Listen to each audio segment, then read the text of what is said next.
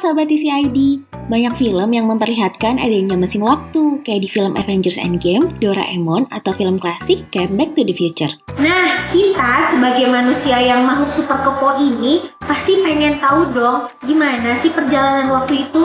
Seandainya bisa, kebayang nggak sih kita bisa kembali ke masa lalu untuk kenalan sama ilmuwan yang melegenda kayak Einstein atau Leonardo da Vinci? Seru kali ya?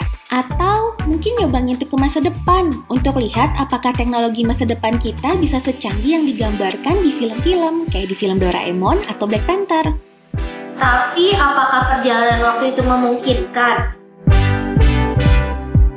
Jadi perjalanan waktu itu apa ya? Lucy Strang dan Jacqueline Bandel, dua ilmuwan dari Australia, membedakan perjalanan waktu menjadi dua, perjalanan waktu ke masa lalu dan ke masa depan. Nah, kita mulai dari masa lalu dulu ya. Menurut Lucy dan Jacqueline, kembali ke masa lalu itu suatu hal yang mustahil, karena itu pada dasarnya melanggar hukum kausalitas alam semesta. Apa sih itu hukum kausalitas? Hukum kausalitas adalah aturan yang mengatakan penyebab terjadi sebelum akibat. Jadi, kalau perjalanan ke masa lalu itu ada, maka kita bisa melanggar hukum ini. Karena bisa jadi kita mengubah hubungan sebab akibat dari suatu peristiwa. Misalnya, kita jatuh ketika bermain sepeda nih, dan perjalanan ke masa lalu memungkinkan kita untuk bilang ke diri kita di masa lalu untuk tidak main sepeda. Nah, ini tentu akan melanggar hukum sebab akibat yang ada, dan itu akan berdampak buruk bagi alam semesta dan kita semua. Terus gimana kalau perjalanan ke masa depan?